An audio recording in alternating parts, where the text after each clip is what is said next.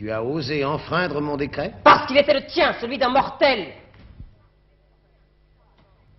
Un mortel peut l'enfreindre et je suis simplement un peu plus mortel que toi. Mourir avant l'heure. Ce qui, je pense, va m'arriver, je dis que j'y gagnerai.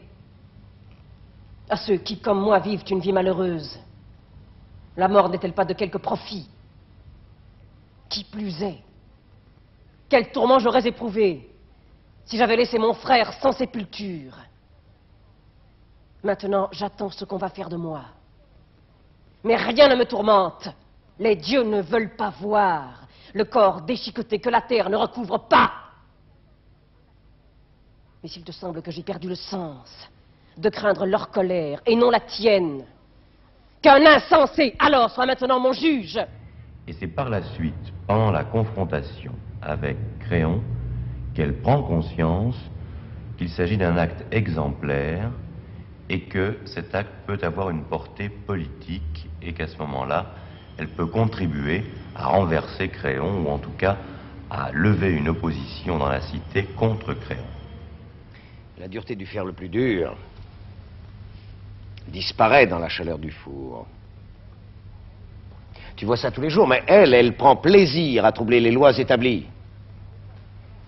Et c'est être 2 fois insolente que de faire ce qu'elle a fait, puis l'ayant fait, de s'en vanter, d'en rire, qu'on soit pris à commettre le mal, et qu'on dise avoir fait une chose admirable, voilà ce que je déteste. Et pourtant,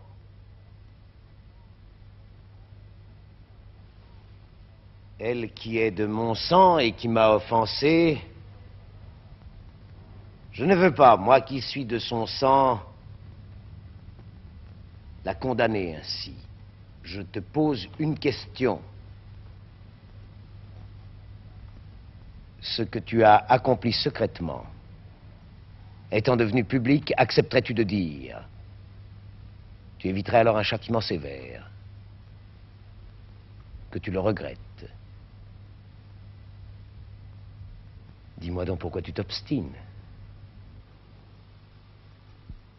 Disons, pour l'exemple.